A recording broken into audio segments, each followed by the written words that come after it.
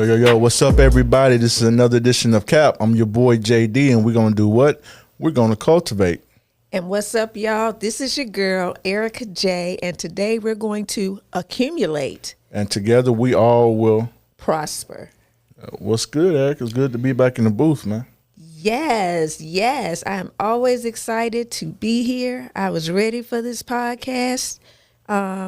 You guys enjoy your Father's Day? You know, if you guys didn't know, if you don't follow me on Facebook, I made sure to give our producer and our founder a shout out on Father's Day. Yeah, that was dope to what you did. I appreciate that.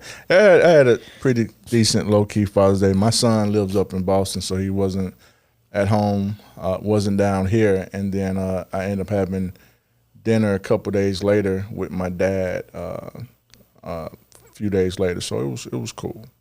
It was cool. So let's get off into the buzz topics because we got a couple good ones that are going on that's been going on here recently. The first one that we have is Kendrick Lamar had a Juneteenth pop-out concert in L.A. I'm going to let you give your take on it, and I'm going to give my take. You know what? That was fire.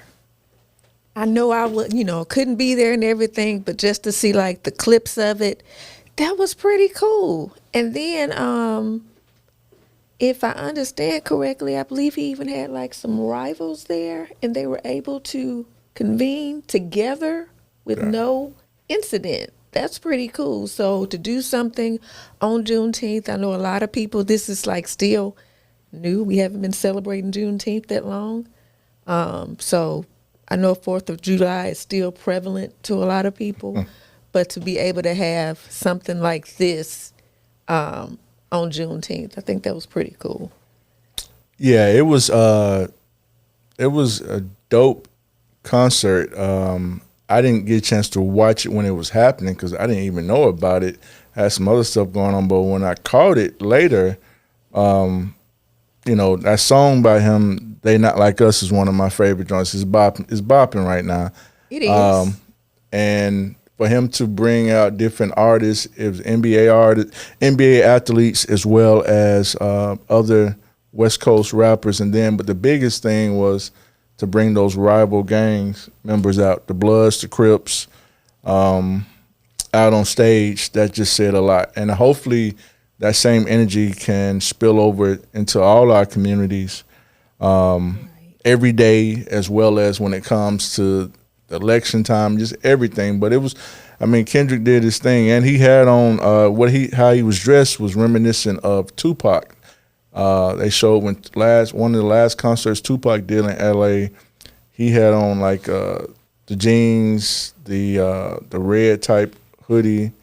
So Kendrick's always been a beast, and that was a dope thing to do on Juneteenth. That was very dope. Yeah, I enjoyed watching it. Like I said, I just saw a couple of clips, and I think that was a pretty cool thing to do too. Yeah, it was. It was. One of the other buzz topics we have today is Willie Mays. The great Willie Mays passed away on the 18th of this month, earlier this week. Pioneer in baseball, not only in the Negro League, but in the Major League Baseball. And then also with that, Major League Baseball celebrated the Negro League by adding their stats to the record books, and they had a commemorate game there at Rickwood Field in Birmingham, Alabama. Now, even though football is my sport and I like watching basketball, as you can see with my two guys, Jordan and Kobe, baseball is a very instrumental sport that was in our communities way before. One of the few sports that integrated first. And it's good that the MLB, Major League Baseball, decided to recognize all of those gentlemen, a lot of them who are passed away now, who set records that would have stood as records back then, but they wasn't because they wasn't integrated in Major League Baseball. What is your take on that? I think this is my first time actually learning about the baseball celebration game at Rickwood Field because, I won't lie. Y'all know I'm not like really big into sports. I'm getting more into basketball, learning football, and baseball is pretty cool. I do know a few things, but that was very interesting to hear about. And at the historic Rickwood Field, that was like amazing. I definitely do know about Willie Mays. So first, rest in peace. May he rest in peace. But that was amazing. And I do believe there was a conversation with Reggie Jackson as well. Yeah. About that. So I did see that clip and just some things that he was saying, even in the baseball world, and even having to deal with some racial things. I thought that was very interesting as well. Yeah, that interview with Reggie Jackson he gave a powerful account of the racism and discrimination he dealt with. And this wasn't the 40s and 50s. This was late 60s going into the 70s. And you can just see the passion and the conviction he had when talking about those things. And Reggie Jackson is one of the baseball icons. So, yes, those are the things that still to this day, a lot of the media or people in our society are trying to keep hidden from the generations, letting them know what happened then and what's still trying to happen now when it comes to discrimination, racism, all that. But it was real big, and I intend to get down to Birmingham for that's where the Negro League Baseball Museum is at. So that's on my trip list to get down to. The last but not least, the buzz topic is, even though it's not my team, but it was pretty good finals. The Boston Celtics are now the 2024 NBA champions, and the MVP, which he should have gotten MVP, Jaylen Brown. I watched the finals, of course. On my sports account, they cost me, not the game itself, but a few players who didn't do what they were supposed to do. But overall, though, it was pretty good finals. But Jaylen Brown has, just a year ago, they was calling for him to be traded, and he was the Eastern Conference Final MVP, and then he became the Finals MVP. So, and the brother's smart. The brother is like, he went to University of California. He has a doctorate degree. He teaches class. He does a lot of things that the average NBA player doesn't do. And, hats off to him, salute to him. What are your thoughts with First, congratulations to the Boston Celtics on the championship. Jaylen Brown, like I said, basketball I can kind of get into a little bit more. And so I have watched a couple of games. So what I like about Jaylen Brown is that he is a great basketball player, but he's great on and off the court. Yeah. Just some things you just got through saying about how smart he is. He seems to be a very humble guy. So I was very, very excited for him. But for someone to be able to get MVP and can actually be a well-rounded guy, and it's not just about what he's doing on the court, but what he's doing off the court as well, because I love to look at both. So shouts out to Jaylen Brown. Yep. So good NBA series. I do like my guy Kyrie. Unfortunately, he was playing with Dallas, and his teammate, who's a good player, Luka. He just needs to stop all that whining to officials. I know my Dallas Maverick fans are probably like, yeah, but JD. Well, no, it's no but. I mean, he's a great player too. He's got to work on some things. So they'll probably be back in the mix. Yeah. So now that we have done the buzz segment, we're moving on to our guest for the day. This young brother I met a few months ago at a event here in Memphis, networking event. He grew up in the Whitehaven area. He's a proud father of a son. He has a background career in finance spanning a decade. But one of the major things and one of the reasons he's here on the show today is He's in the whiskey industry, has a venture, and his product is called Chiefs Society. So without further ado, we want to introduce Travis Maverick to the show today. Thank you. Thank you for having me. Welcome. Welcome. So besides what little bit I said before we get started, what's something you want to tell our listeners about you, Travis? I think you did a great job of it, but I can reiterate a few things. I am born and raised Whitehaven. Stayed there for a small stint before we moved out to Hickory Hill. Okay. I'm big on schools, so I have to shout out, from elementary, West Haven Elementary, Dunbar Elementary, Wooddale Middle, White Station High School. That's been my journey through the Memphis City school system, and went off to school to Hampton University. And HBCU, okay. Yeah. I'm a TSU, man, so that's what's up. It's family. Yeah. And for me, I'm back home and just really trying to get my business off the ground and leave a footprint. That's what's up. Okay. Well, definitely, man, without further ado, I want to ask you, what got you interested in the spirits and cognac industry, man? I stayed in Chicago. So after I left Virginia, I stayed in Chicago for maybe 4 or 5 years. And while I was there, I met a guy from Memphis who put me on to cigars and whiskey. Okay. Both of them stuck, but I think the story of whiskey, just knowing you can put something in a wooden barrel, store it away, and then you come out with whiskey was kind of was very cool to me. So I started to study a little bit more, started to buy different brands, and I think once I got enough experience, I wanted to put my resources behind my own brand. Okay. That's dope, man. Shout out to the Chi, because that's my birth city. I got a lot of family from up there. Yeah, that's interesting how that happened.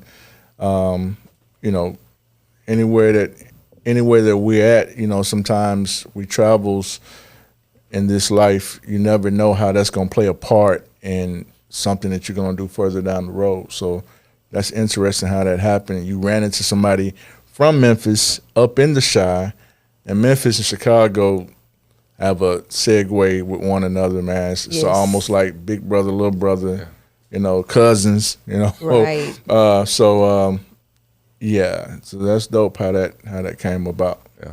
Definitely.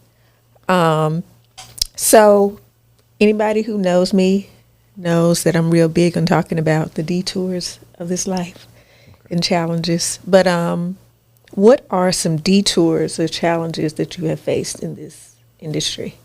I think the biggest one is I work in finance, so I come from a very regulated industry already. But you deal with the financial regulations, and then you move into the alcohol industry, which has its own red tape. Yeah. I think you underestimate when you start a business.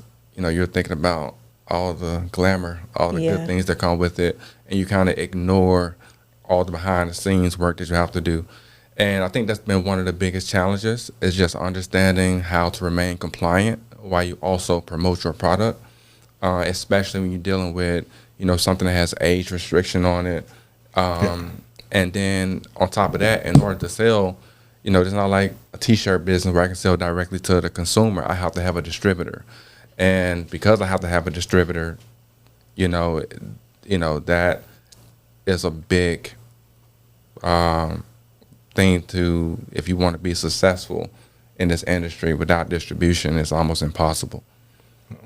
So that's very interesting, and I'm a business person myself, so I can definitely understand that it's so much that goes into starting a business. So we do kind of look at the glamour of it and, oh goodness, this is going to be great, get to be well known, but it's so much more that you have to go through in starting the business. So that's very, very interesting. What I want to ask you is, like, how has your skills in finance allowed you to elevate Chief Society's brand? Okay. Well, I started in finance as a financial advisor. So, I was, cold calling, reaching out to a lot of people via phone and email. And now I work in compliance. And I've been doing compliance for 4 years. So how that has translated is the sales component, being able to pitch your product, being able to go into a room, sell you and your brand. I think, had I not had that background, I probably would have been a little bit more difficult to, have that level of confidence in a room full of people trying to sell your product. And then I just spoke about how it's highly regulated. Because I'm in compliance, I can interpret the language and then understand what I need to do from a business standpoint to make sure that we're not going to get in trouble with the state. Make sure we got the proper license, and because listen, I'm not trying to get a fine in the mail. I'm trying to make money and not give it away. Yeah, So, Yeah. definitely that. And when it comes to liquor, there's a lot of red tape with that. Whether you are selling it and being, or in capacity that you're doing, or for folks who own clubs or whatnot, when it comes to getting a liquor license. And I've known folks who own spots, and it was like starting the club when the issue was getting the liquor license and making sure everything, like you said, is in compliance. Because if anything is, if the I's are not dotted and the T's are not crossed, the alphabet boys are coming to see what's going on. Okay. So my second question: I understand you are a father? yes, How old is your son? he's 5. 5? Oh, that's a nice age. Oh, tell me about it. How do you manage fatherhood, entrepreneurship, and still find the time to enjoy life?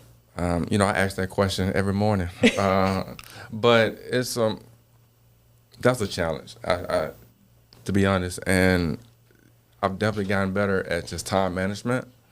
I'm not going to sacrifice, time with my son, frankly. So it's just allocating the time out in a day to focus on all the tasks at hand. It's a lot of late nights. Sometimes I don't do anything till he goes to sleep, and it's really just a sacrifice. How I manage, listen, I don't want to. My whiskey is a big contributor to that, Wow. But at the end of the day, it's just all about time management and just being focused and disciplined. I still consider myself having a social life, despite everything that's happening. But every day is different, and I just try to wake up and approach every day from that perspective. That's really great, being that we just Father's Day was just last week, and being able to be in your son, especially having a son, and being able to be in his life and spend time with him. He's going to remember that forever. Yeah. And being able to instill some things into him as well, especially in that business sense, because kids are watching. Oh, sure. Yeah, that is definitely true, man. I admire how you do that, because there's a notion that brothers, black men, are absentee, and there's some that are, but the majority, whatever that majority may be, whatever number they deem to put on there statistic-wise, is not. But you don't see that. That's not pushed in the media or pushed in the news. It's the opposite. So definitely shout out to you being an entrepreneur and being a father, doing what you got to do. So, you're on the C.A.P, so we always ask a question dealing with the acronym Cultivate, Accumulate, Prosper. So I'm going to ask you, how did you cultivate all your experiences to get to this point with your brand? How did I cultivate all of my experiences? I think for me life is always biggest school, biggest lesson, teacher. So I think there's been attentive, being aware, and making sure I take those things that I've learned, try not to make the same mistakes. But also I think the cultivation has come in being able to rely and work with others. I'm very big on collaborating. I'm born and raised in Memphis, and Memphis kind of get the rap of being very blue collar, very grit and grind. And I think we kind of ignore that the option that's out there to still collaborate with others. Yeah. So just being able to take my knowledge and humble myself in certain moments and work with others and understand I don't know everything, and putting myself with someone who may know something that I don't, I think has been a game changer for me. So I think that's how I have taken my experiences, like learning from them, and also just being willing to share those with others. and collaborate and see how we can marry our resources. That's big, man. That's very major. What you said right there is definitely true, and it's definitely it's a lot sometimes that people don't see behind the scenes or see with the power of collaboration, because competition is one thing. We all are competing for some space or something that we're trying to achieve in life, but just because you're competing don't mean you don't know how to have to not collaborate. And I think all people do that, but I think more so our people need to understand that it's okay to collaborate with others who are like-minded, Exactly. even if they have something else that they're doing, because, I mean, other folks do it. So definitely, it's definitely important. I think that it's definitely important for the simple fact of we don't know everything. So in collaborating with others, we learn a lot from each other and we glean off each other, because I can write plays, but I can't write music. So bringing in someone who can do what you can't do helps make what you are doing even better. Facts. So the accumulate question, Yeah. the A to the CAP. With over a decade career in finance and a successful venture in the whiskey industry, what would you say you have accumulated over the years? I like that question. I mean, obviously, knowledge. I'm big on finance. I don't want to just hone in on finances strictly, because there's been a lot of life lessons as well. But everything is centered around money. It comes down at the end of the day, it is.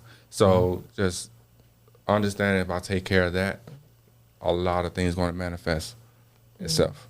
So the accumulation part for me is the knowledge gained in these industries and just being able to pour into myself financially and just take care of my financial home allows me to then put money into my business, make sure my son is taken care of, make sure I take care of myself, invest in myself, which I feel like I've done a great job of that these last 2 years. But I think that's if I'm understanding the question, the biggest accumulation for me is just being able to take care of my finances, take care of myself, and let everything else fall in line. Okay. That definitely makes a lot of sense. Definitely understand Yes. that. For the prosper, how has all your endeavors allowed you to prosper? And, it don't necessarily have to be money-wise. It can be that. It can be a combination of a lot of things. But how has it allowed you to prosper, in what capacity? I think, so I know this kind of throwing this in here, but I've been doing therapy for 2 years. Okay. And I think prospering, I don't take myself as serious as I used to. And that has really allowed me to fall in love with the journey, right? And I think one of the biggest things that I've gained these last several years is, taking care of myself. And I've said that before, but I've traveled recently. I've been to Africa. I've been to Italy. I've been to Jamaica. And, once you see the world and you get experience the other culture, I think when you come back home and you look your little boy in the eyes Wow. and you can just start to pour different things into him and to those around you, to me, that has been the biggest reward I've gained just from life in general, is just taking my experiences and not thinking that they're all for me. And that's really how I think I've prospered here as of late. That's powerful, man, because It is. I love to travel myself, and I'm looking forward to, at some point, getting out of the country to go somewhere. But it definitely, when you do travel, whether it's solo or with somebody, whatever the capacity it may be, and you go somewhere different, it does open up your mind. It relaxes your mind, but it also opens it up to other experiences, what other people are doing, and allow you to see things from a different perspective. So when you come back to where you reside, where you work at, you got a fresh new outlook that not only helps your mental state, but also helps you with far as, okay, let me tweak some things. Let me do some things differently because there's so much out there in life that I may didn't realize just by the day-to-day waking up at home and just in your current community. So that's definitely something that I can understand. Thank you. Yeah. That's very commendable also, because I know you said you've been doing therapy for a couple of years. Right. And that's great to be able to take that time for you. Make sure you're good. Make sure you're doing the things that's going to give you peace. And also that continues to pave the way for even a brighter future with your son as well. Because if you're good, you know that you're going to be here to make sure he's good. Yeah. Thanks. Yep. So now we're gonna go into the segment where we have a little fun. It's called Top 5, and I'm gonna start it off. I'm gonna ask you your top 5 U.S. cities to travel. It don't have to be in any particular order. You can give me yours. I'm gonna give you mine, and then we'll go to Erica on her top 5. So, what is your top 5 U.S. cities to travel to? Top 5, gotta be Chicago, Washington, New Orleans for sure, Miami, and I like Philadelphia. Okay. I see we have some that's in common, and this is not in particular order, but mine is Las Vegas, New Orleans, my birth city of Chicago, Miami, and no matter how many times I go, I always have a good time, Atlanta, because it's something to do. It's always something to do in the A.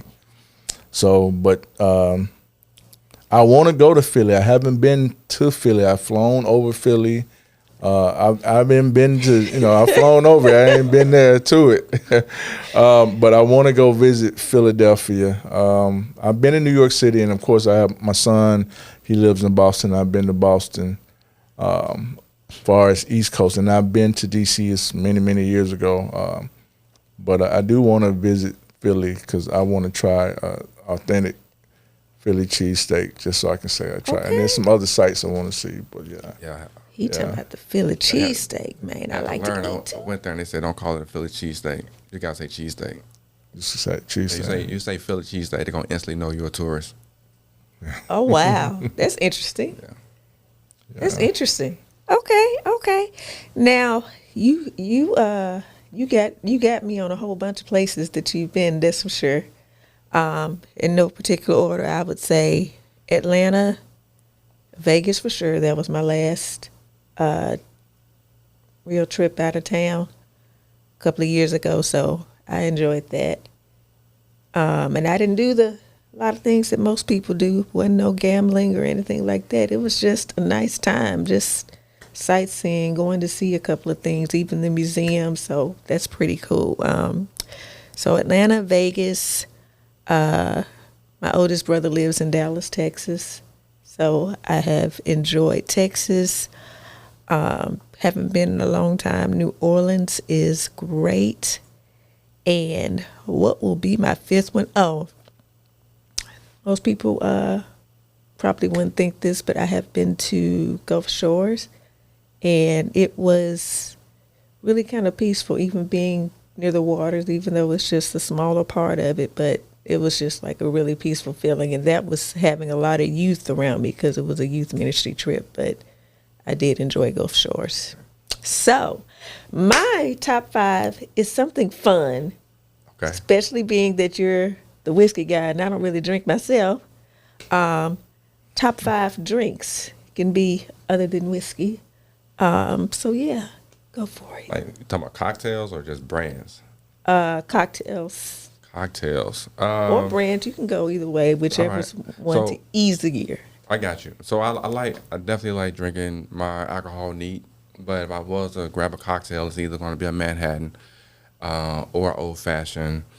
Outside of Chief Society, which is my go-to choice right now, I also like Basil Hayden rye whiskey. I'm big on rye. I like the spice that comes with it, and I have to go with Uncle Nearest.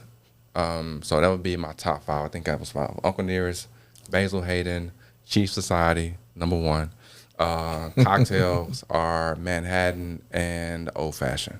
I want you guys to make sure that you understand his number 1. Chief Society. Okay. So, as I said, I really don't drink a lot. So, I wouldn't necessarily say it's a top 5. It's probably a top 3 for me. Okay. Because I love wine. I'm trying to think of the brand. I can't think, but I know it's black. It's called, it's black. That's the name of the kind of wine that it is. But I can't think. I want to say. The wine is black. Black. That's the name on the wine. It says black. But I cannot think of which one it is. Is it Stella Rosa? Stella Rosa. That's it. Okay. That's it. It's Stella Rosa. I could not think of it. I just know that it's good. A nice little sweet taste. So I enjoy that. And I appreciate you laughing at me, Jerry Davis. I was just showing when you said it was black. I'm like, okay, hold up. It's not just the color of it. That's actually. I got you now, but when you said, Itself, they call it black, like it's a Stella Rosa, but on the wine it says black. So it's a dark Stella red. Rosa black. Yeah. Okay. And I like with mixed drinks. I like daiquiris, and every now and then I can get a margarita, but something light. If I get any kind of drink, I love for it to be light, since I don't really drink as much. This would probably be real strong for me. Probably. So yeah, top 5. I thought that would be fun to hear what your other choices would be. Okay, well, mine's I like Crown, particularly apple, Bacardi Limon. Into this stuff. Let me see. Douce is cool.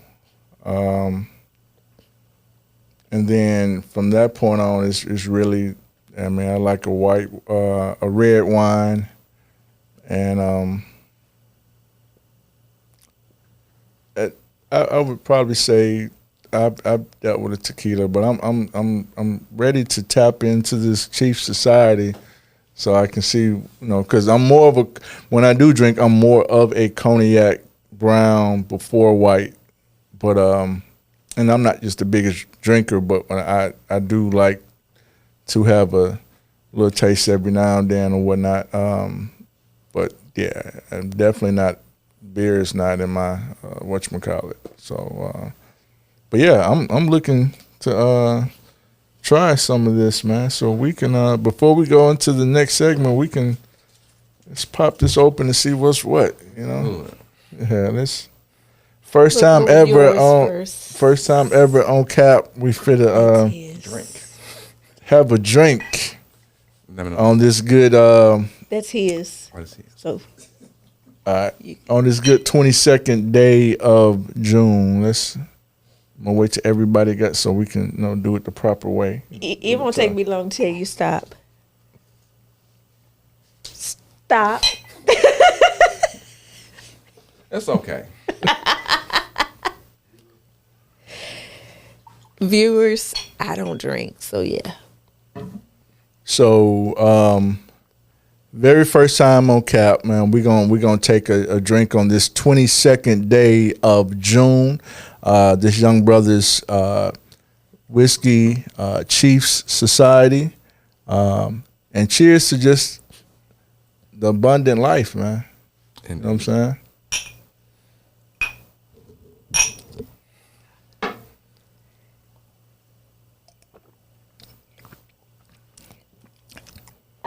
Okay. Oh, y'all took it to the head. Okay. I like the sip, I sipped. I took it, and Hey, it's 90 proof. it is, but True. If you guys could see our producer right now. But it's smooth And though. I know he's laughing. It's got a little bite to it, but it's smooth though. I like it though. And I know I normally sip, and I don't know what just since it was. I'm like, it's a small amount, but but it's good. Dog. It's good. It's respectable. So Yeah. Thank you for that piece that was like that. I'm trying to understand. I'm thinking why I got our ginger producer ale was up in this laughing so joint. hard up in here. I didn't think so. I was scared. that was great for the camera, though. Oh yeah, because after it went down, it was like. I was like, oh God. But everybody though, it is smooth. Definitely go out and purchase. Try this brother's Chief Society. I see that I can see me mixing that with a little ginger ale. I like kind of like doing that when I normally do a cognac or whatnot. But yeah, I'm thinking the small amount that's in there. I'm like, then it just all of a sudden said ta-ta. You said that all right. Yeah, but it's all good. That's the first on CAP. So hey, let's get off into the next segment, which is the banana peel. And today we have a banana peel. Okay, I'm gonna pass the ball to Erica on this one to read the banana peel. I will take over on this banana peel, but before I read our banana peel for today, feel free, our viewers, to make sure that you send your questions, any questions you might have for us to answer for you. Send it to the C.A.P Podcast 3 at gmail.com.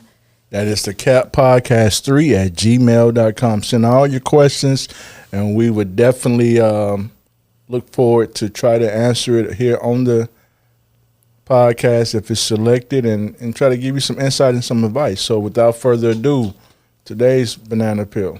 Okay. Oh, and make sure that while you're watching, you see that little red button right there at the bottom? You see that?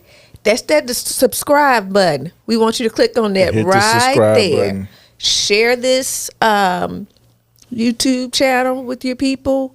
Make sure you share it so that they can click that little button too. Tell them to click that button. You see it? Go ahead. Okay. We're going to go ahead with this banana peel. And this banana peel is from Kyle in Miami, Florida. We just mentioned Miami, Florida quite a bit. So he says, I've been with my lady for over a year. We've had good times, laughs, feelings are real. One of our differences is when it comes to politics. I'm more aligned with conservative values and she's more aligned with liberal values.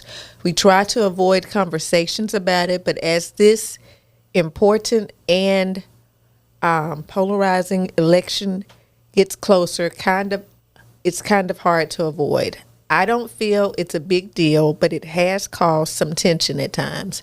What would be the best way to handle this? Okay, Kyle, let me say, we always say in any banana peel that we do, first things first is you got to have the conversation. So this is someone you've been with for over a year. And you've said you have good times, you have laughs, the feelings are real.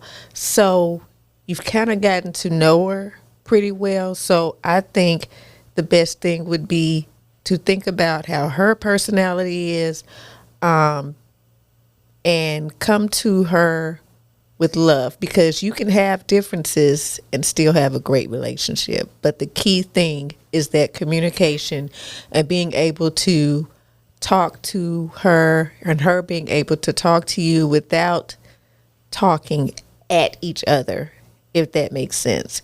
Because when it's something that you have that's different, it can be tension, and it could be some attitudes that may flare. We may get a little loud sometimes, but make sure that in talking to her, and hopefully while she's talking to you, there can be respect, being able to respect each other's differences, and trying not to get upset if they say something that you don't really agree with because of their political views. So I think that would be very important just in the manner that you approach the situation, because you've already said there is tension. So approach it delicately and listen to her side, and she listens to your side, so you can kind of see where each other is coming from. That's a good take, Erica. What I would tell you, Kyle, is the saying goes that you don't discuss politics and religion, but you're in a relationship. Everyone's gonna have their perspective on their religion or politics or what have you. In this case, you appreciate the similarities, respect the differences, and just have a meaningful conversation. Like, hey, whatever you align with from a conservative standpoint, whatever she's aligned with from a liberal standpoint, and just try to have compassion for one another in the sense of, like, she may feel some kind of way about what conservatives want to do towards abortion because she's a woman, that's her body. And whatever the case may be, it's about trying to understand the other person, and even if you don't agree, just agree to disagree, but don't let it affect the overall relationship.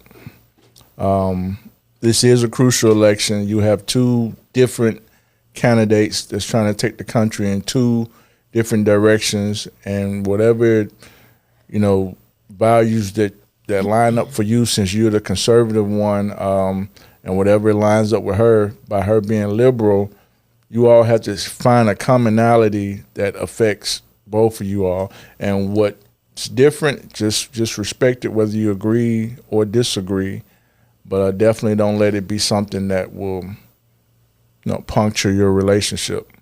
But I'm sure there's a lot of couples who are dealing with this, because everybody's not on the same page when it comes political, or based off their background growing up or where they're at, in this life financially and other things. So, but just keep that in mind, and man, just sit down and have that conversation with her, and let her know that regardless of what's going on, that you all are on the same page, and you want the best for her, she wants the best for you, and go from there. So we're gonna throw this to our guests, like we like to do, to give your take on it. Okay. I really wasn't expecting that, but listen, I am in a relationship, and I think one of the things that I have learned, and I think you said it, is like respect the differences. Any two people in a room, whether you're in a relationship or not, you're going to have disagreements. Yeah. And I think the biggest thing is to take it for what it is and don't take it personal. And I understand when it comes down to politics, that's difficult because that kind of affect, our way of living, our day-to-day lives. But I think the fact that you are in a relationship speaks that you like this person. So you have to respect where this is coming from. They have different views, they have different experiences. And for that, if y'all can get to a point where y'all can express those without getting into an argument, or at least understand y'all have different points of view. But at the end of the day, this is my woman, this is my boo, and I respect your difference or difference in thought. But this election is very polarizing. I'm definitely looking forward to the debate next week. And hopefully y'all can get through that without killing one another. But I think the biggest thing is just, get to a point where you're not keeping count, respect each other's differences, and not allow it to blow up and turn into something bigger than what it needs to be. Yeah, that's a good take, man, because it's definitely that's definitely how one should handle that. There's no one size fit all when it comes to relationships, not only from a politics standpoint, but with anything that will come up in a relationship, a marriage, or what have you. But definitely don't let next week's debate, because I'm sure it's going to be must-see TV, because it's going to be some, you got two old heads that are, yeah. But anyhow, I'm going to leave that alone up there. But just Kyle, man, just talk to her, man. Just have that conversation with her. And just try listening to her side on certain things, and then also hold her accountable to listen to your side and see where y'all have commonality, and then where y'all have differences, just respect that. So, Right. Good luck with that, man. And yeah. So now we come to the segment of the show. We've had a good podcast thus far, and we want to give our guests a chance to tell you, our listeners and viewers, how you can contact him or patronize his business, his product. So, Travis, have at it, man. Perfect. Again, I want to thank JD and Erica for having me on the podcast. I think the biggest thing is obviously exposure when you're trying to get your name out or your brand out. So the support is truly would be appreciated if you can follow us. The business website is www.chiefsociety.com. Our Instagram, all of our handles is at Chiefs_society. You can find us on Twitter. You can find, on X now, IG, Facebook, and currently, if you want to go to our website to see where stores we are located in, you can do that as well.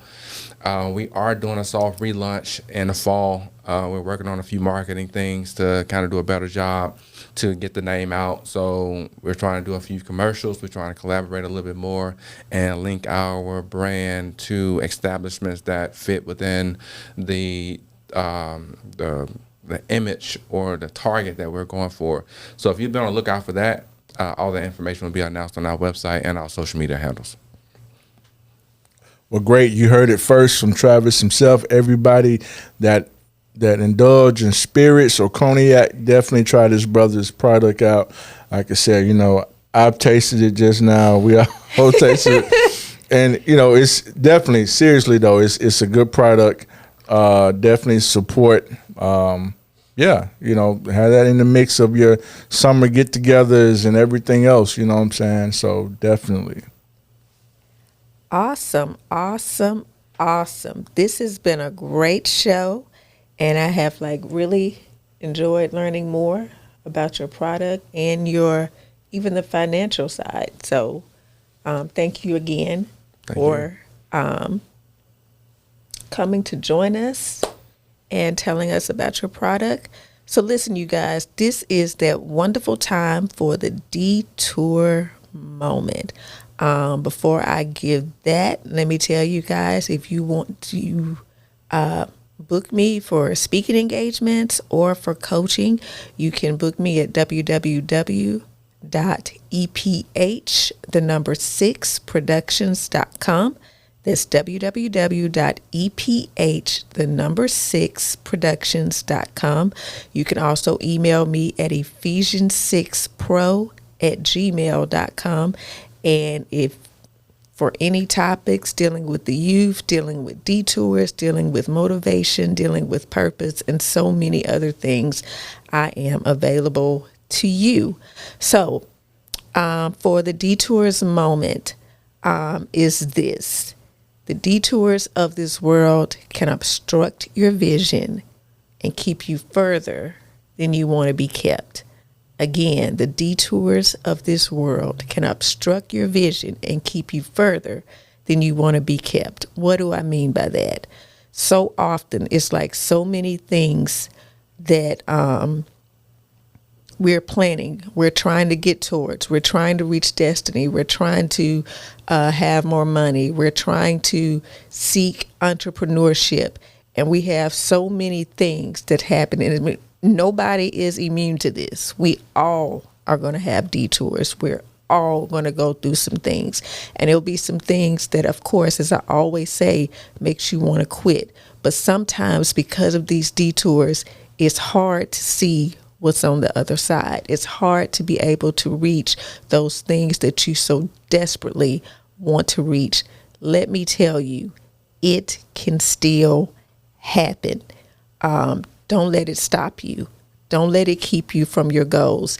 Even if you have to, I've said this so many times to people, even if you have to get a notebook and write down what frustrates you, write down the things that's going on in your life, write down the 3 things, or it may be more than 3 things that's keeping you from reaching your goals, from reaching your destiny. And you start working towards knocking those things off your list and start working towards your destiny. It can still happen. Don't let the detours of this world obstruct your vision. Okay, that was definitely great wisdom by Erica there. So it's time for the brain drop moment. But before I give the brain drop, also that link below, if you need a speaker or or either on a panel, you can reach me down below at Linktree/Jerry Davis. You can email me at authorjdavis@gmail.com. Definitely, I would love to come speak at your event or be on a panel discussion, anything of that nature. So definitely get in contact with me there. So the brain drop. This brain drop, I am going to give the acronym for the word life. And for me, life is live inspired freely every day. Let me say that again. Live inspired freely every day. Now, what I mean by that is you got to live life to the fullest. You hear that all the time. It's not cliche, but it's a real thing. Obstacles are going to come. Adversity is going to come. That's a given. Sometimes family will understand you. Sometimes they won't. Sometimes your significant other will understand you. Sometimes they won't. Friends, colleagues, all of that.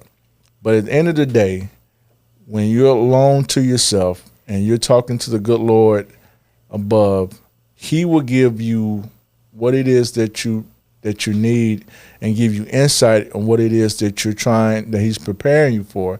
And it can be frustrating. God knows I know about that. It can be a lot of different things, but you must stay focused. And it's not ironic that I have this on my shirt, which is stay focused. But you got to stay focused, but you got to live life, live life to the fullest, because it's the one that you get down here. And when it's over, it's over. There's no refunds. Once you spend his life, there's no refunds. So live inspired freely every day from all the noise, from all the BS, from all of that, because God got something great for you, but you got to acknowledge that.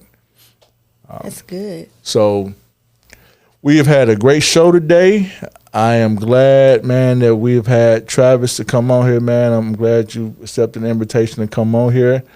And definitely our viewers and listeners, man, are going to patronize you. And we look forward to big things when you relaunch that in the fall or whatnot. So, thank you for coming on, C.A.P. And before we end this, like I tell everybody, one thing I always say at the end of every show, if you're going to be anything in this life, be for real. This is JD. And this is Erica. Let's captivate. Accumulate. And together we all will prosper. See you later. Bye, y'all.